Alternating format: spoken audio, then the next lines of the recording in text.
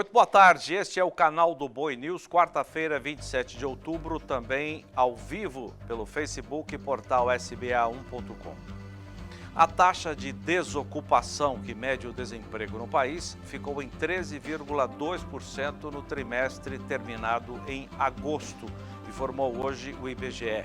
Houve queda de 1,4 ponto percentual na comparação ao trimestre terminado em maio e queda de 1,3 ponto percentual na comparação a agosto do ano passado. De acordo com a Pesquisa Nacional por Amostra de Domicílios, a PNAD, a atual população desocupada está em 13 milhões e 700 mil pessoas, uma queda de 7,7% comparada ao trimestre terminado em maio deste ano. Significa menos 1 milhão e 100 mil pessoas na relação dos desempregados. Isso entre os meses de junho, julho e agosto. Na comparação a agosto do ano passado, a taxa de desempregados ficou estável. E a população que hoje está ocupada, mais de 90 milhões e 200 mil pessoas, ganhou mais 3 milhões e meio de trabalhadores entre junho e agosto deste ano, uma alta de 4% na comparação aos 3 meses anteriores. Outro dado da PNAD, o percentual de ocupação de pessoas em idade de trabalhar, cerca de 51%, cresceu 2 pontos percentuais no trimestre e mais de 4 pontos percentuais no ano. 2 projetos de lei, um que torna oficial o Fundo Amazônia e o outro que cria incentivos à produção de energia eólica e solar, podem ter votação terminativa nesta quarta-feira. Ao vivo de Brasília, as informações de Berenice Leite. Boa tarde, Berê. Boa tarde, Zaidan. O PL torna oficial a criação do Fundo da Amazônia, uma associação civil sem fins lucrativos que recebe dinheiro para realizar ações de monitoramento, também combate e desmatamento na Amazônia Legal. O Fundo da Amazônia, instituído em 2008, é gerido pelo Banco Nacional de Desenvolvimento Econômico e Social, o BNDES. Tem, segundo o autor do projeto de lei, o senador Jorge Cajuru, um papel importante na luta pela preservação do meio ambiente. Entretanto, segundo o próprio senador, há uma antipatia do governo federal que apresentou acusações de irregularidades na utilização dos recursos. Já o texto defende que a inserção na legislação federal vai trazer mais segurança jurídica ao fundo.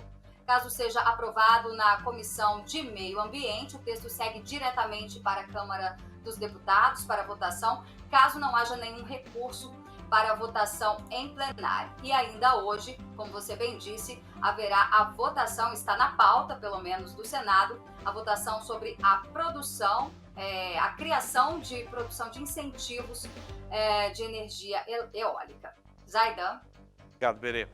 O Copom, Comitê de Política Monetária do Banco Central, anuncia hoje, depois das 6 da tarde, a nova taxa básica de juros, a Selic.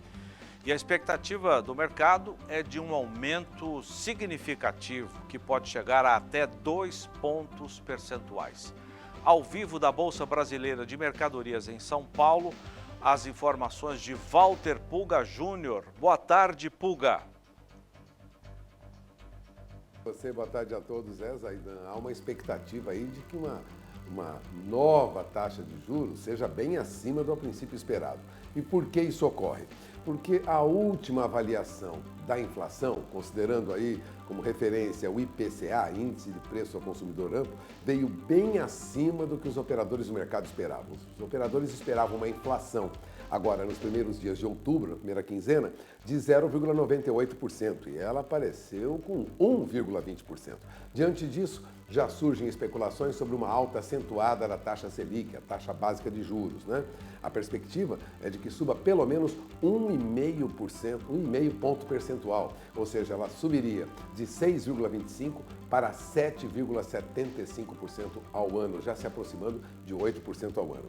É a expectativa de boa parte dos analistas de mercado, mas há quem tenha uma visão ainda mais pessimista, de que a taxa de juros teria que subir até 2 pontos percentuais, ou seja, ela chegaria aí a praticamente 8,25% ao ano. Com isso, segundo alguns analistas, haveria um controle maior da inflação. O objetivo é fazer com que a inflação, utilizando o mecanismo do Banco Central, taxa Selic, volte à faixa de 3,5%.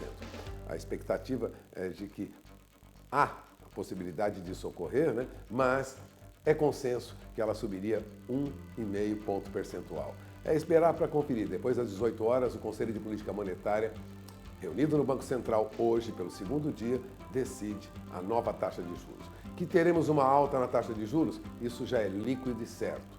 Há um objetivo claro do Banco Central em controlar a inflação e isso, lógico, é feito também com o encarecimento do dinheiro. De qualquer maneira, de olho na informação, produtor, porque o dinheiro está mais caro já há muito tempo e vai ficar mais caro ainda. É com vocês, Aidan. Puga, a suspensão das exportações de carne bovina para a China teve ontem um capítulo importante divulgado pela Agrifato, empresa de consultoria. A aduana do Porto de Xangai liberou a primeira carga de carne para entrar no país. Ela veio ou saiu do Brasil do Tocantins. A carne foi certificada em 26 de agosto e embarcada em 10 de setembro, pouco mais de uma semana após a suspensão. Segundo a Agrifato, pode ser um sinal de que outros carregamentos sejam liberados. Porém, segundo a empresa de consultoria, é necessário cautela, pois ainda há outros 21 pedidos na fila que ainda podem ser negados. Os lotes, segundo a Agrifato, serão analisados caso a caso. E em entrevista ontem em Corumbá, Pantanal de Mato Grosso do Sul, a ministra da Agricultura, Tereza Cristina, disse estar pronta para uma eventual viagem à China para negociar a retomada das exportações de carne bovina. Veja o que ela disse. Hoje a China tem 21 dias de quarentena quando você chega àquele país, então se eu não tiver um ok das autoridades chinesas, eu não posso ir para a China e chegar lá e ficar esperando uma audiência. Então, a gente tem conversado semanalmente com as autoridades chinesas, estamos entregando a documentação que eles têm nos pedido e eu espero que isso se resolva o mais rapidamente possível. Mas se precisar ir, com certeza eu irei. Eu acho que essa semana nós terminamos já, enfim, com as informações, pelo menos aquelas que eles julgam mais importantes. Também ontem, em Corumbá, a ministra descartou falta de fertilizantes para a safra 21-22 e que o Ministério trabalha para acabar com a insegurança para a safra do ano que vem. Acompanhe. Ministra, sobre a possível falta de fertilizantes que deve ocorrer aí no próximo ano, que o pessoal já está anunciando, quais as possíveis alternativas que o MAPA já pode conversar com a gente que possivelmente vai adotar? Bom, primeiro que o MAPA já está vendo esse assunto há mais de um ano. Nós montamos uma comissão entre os ministérios, interministerial, para discutir um programa nacional de fertilizantes. O Brasil hoje é dependente das importações de vários países, inclusive da Bolívia aqui do lado, que pode ser um dos nossos parceiros também, que já manda ureia. Mas a gente pode intensificar essa compra, né, da Bolívia por ser, para o Mato Grosso do Sul, é um bom supridor. Mas nós estamos aí conversando com Rússia, com Canadá. Ontem eu tive uma ótima notícia do Canadá, eu ainda não tenho o número, mas que existe a possibilidade do aumento. Enfim, o que a gente precisa dizer para o produtor rural? Não vai faltar fertilizante. Nós podemos ter coisas pontuais. Essa safra já está comprada, porque aqui no estado tem mais de 60% já plantados. Então, para essa safra, no Brasil, não é o problema.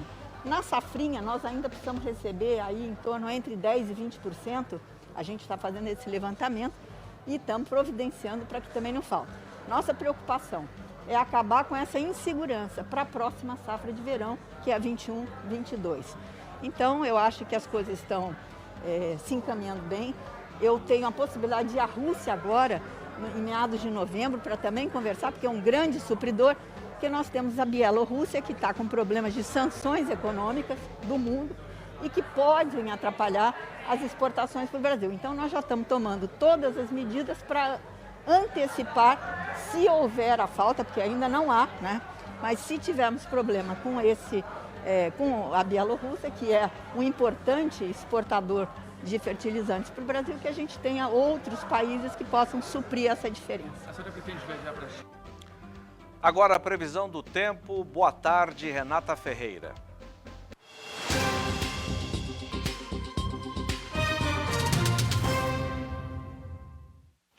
Boa tarde, Zaidan. Boa tarde a todos. Os últimos dias foram marcados aí por um tempo muito instável no sul e agora uma massa de ar seco predomina na região, né? Aliás, ontem pela madrugada teve relatos de geada fraca no Vale dos Caminhos da Neve, em São Joaquim, no alto da Serra Catarinense. O último relatório divulgado pelo Departamento de Economia Rural, DERAL, apontou aí que o plantio do milho 21-22 avançou para 93% no estado do Paraná. A estimativa do DERAL é que a produção fique em um total aí de 4.112.000 toneladas, com a produtividade de 166 sacas por hectare. E claro que o tempo mais firme dessa semana no sul do país impulsionou as atividades em campo nos 3 estados. Hoje o tempo continua instável e pode chover a qualquer hora devido à circulação dos ventos em grande parte de São Paulo, sul de Minas e também Rio de Janeiro. Na costa da Bahia, a infiltração marítima provoca chuva a qualquer momento, enquanto as demais áreas aí do litoral recebem chuva rápida no período da tarde. Na faixa norte do país, alerta para temporais entre o norte do Amazonas, também Roraima. E no centro-oeste, apenas o sul de Mato Grosso do Sul não deve receber chuva. Ao longo desta quarta-feira, Zaidan, o ar fica seco desde o norte de Minas, também no interior aí da Bahia, sertão nordestino e também na capital do Piauí, aí, Teresina. Zaidan, daqui a pouco eu volto com mais destaque da previsão do tempo aí durante a programação. É com você. Obrigado, Renata. Termina hoje em Uberlândia, no Triângulo Mineiro, o Encof 2021, encontro anual de cafeicultores e cooperativas. O repórter Gustavo D'Angelo está lá e vai trazer informações ao vivo para a gente. Boa tarde, Gustavo.